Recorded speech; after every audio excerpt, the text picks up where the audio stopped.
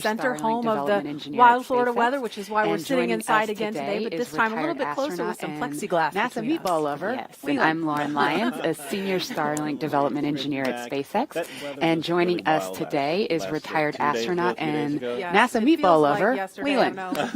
Depending on how much is left, it'll be the same day. I think it was Wednesday. That weather was really wild last 2 days ago, 3 days ago? Yes, it feels like yesterday. I don't know, depending on how much you slept, it could be the same day, but I think it was Wednesday.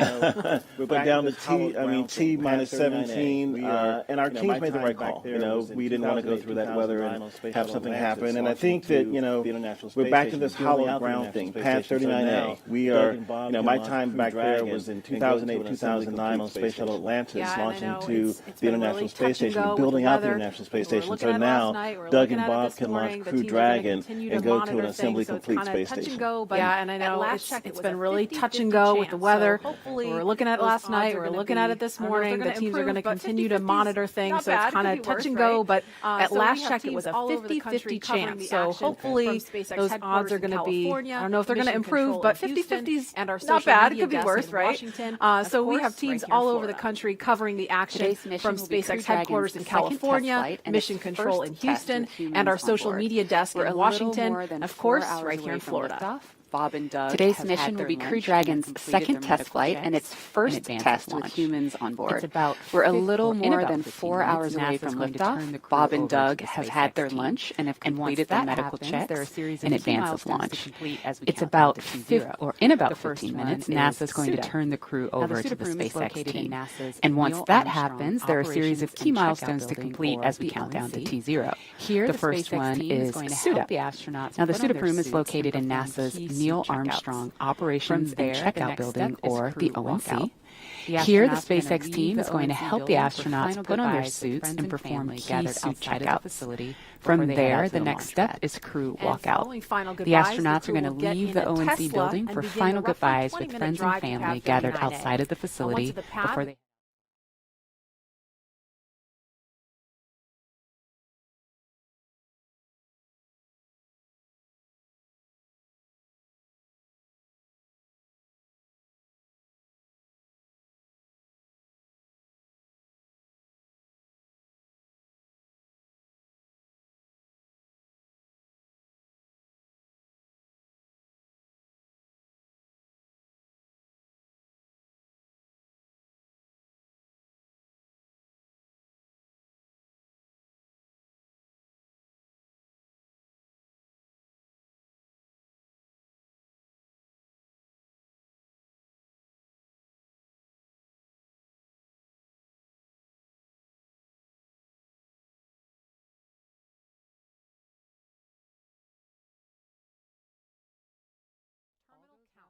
This is when Dragon's onboard computers take control of the vehicle. Liftoff from pad at T0, again a little over 4 hours from now, if all goes well and the weather cooperates.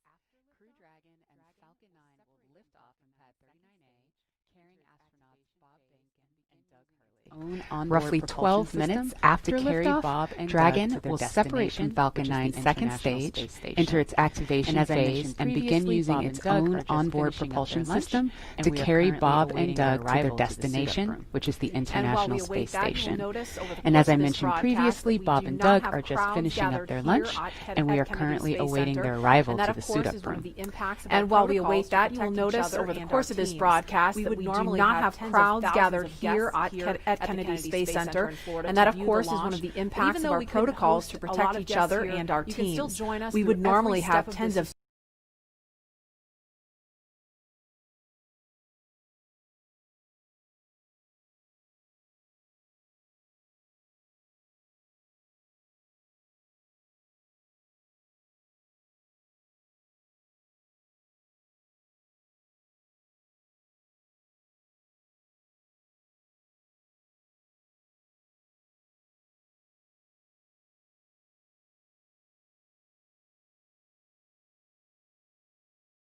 glad to see you here again. If you weren't able to witness the pre-launch activities on Wednesday, you are in luck because I'm here to bring you all the excitement happening on social media around the nation. This is a big day for both NASA and SpaceX, and we are ready for you to be a part of it. We had a lot of people engaged on Wednesday, so we want to see if we can top that energy today.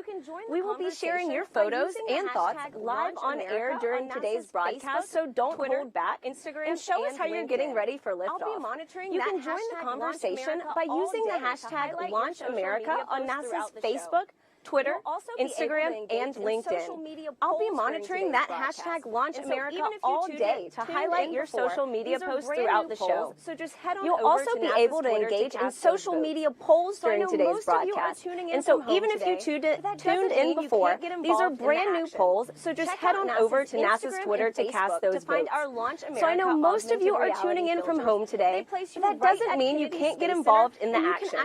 Check out NASA's Instagram and Facebook to find our Launch America augmented reality filters. They place you right at Kennedy Space Center, and you can actually see the Falcon 9 rocket lift off in a pair of sunglasses.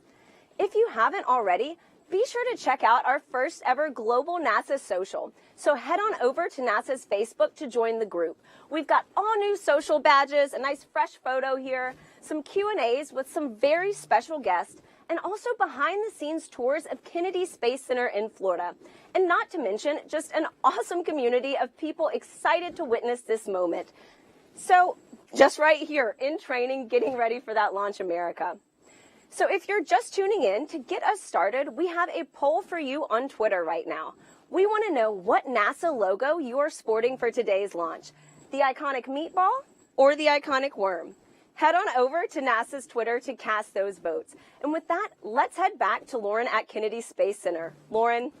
Thanks, Tahira. I don't want to sway the vote, but, you know, I'm all about that worm. Meatball. The debate rages on. Aside from our debate, the main purpose of today's demonstration mission is to put Crew Dragon through the final operational tests to officially certify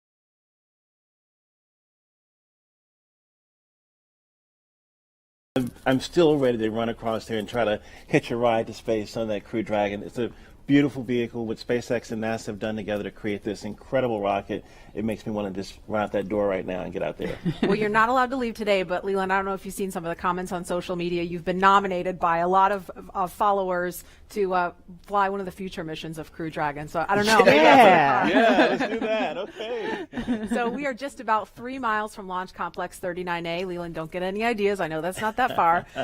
That's where liftoff will happen in a little over 4 hours. And so we want to check in now with the team at SpaceX Hawthorne, where NASA's Dan Hewitt and SpaceX's Jesse Anderson are keeping an ear on operations. Good morning, guys. Hey, good morning, Marie. Thanks so much. First off, hashtag Team Worm. But hello from SpaceX headquarters in Hawthorne, California. My name's Dan Hewitt. We're here for round 2 for this historic launch. And Dan, we're so glad to have you back here today. Hopefully the weather is working in our favor today. It looks really sunny and nice out there, so fingers crossed. My name is Jesse Anderson, and I'm a lead manufacturing engineer here at SpaceX, and we are so honored to be NASA's partner in returning humans to space from the shores of Kennedy Space Center. 10 years ago, we sent the Dragon that's displayed right behind us on its first orbital demonstration flight. And I speak for all of us here at SpaceX when I say we could not be more excited to finally be sending humans to the International Space Station. And just as a refresher, today's mission is known as Demonstration Mission 2 or Demo 2. This is going to be the first time a commercially built spacecraft will launch people to the space station. Demo 2 is an end-to-end flight test from launch to docking all the way to splashdown in the Atlantic at the end of their mission. And this is the final test for NASA to certify SpaceX for regular crew flights to the space station. Right now, SpaceX and NASA have teams working together around the country. On the SpaceX side, they have teams at the Cape performing final launch day checkouts as we speak, just to make sure Dragon is healthy and good to go. At the moment of liftoff, we will transfer authority over Dragon from our firing room in Florida to Mission Control here in Hawthorne. Mission Control will have insight and command of Dragon systems for the entirety of this upcoming mission. And since Dragon is a highly autonomous vehicle, our teams in Mission Control will be continuously monitoring the health and performance of the spacecraft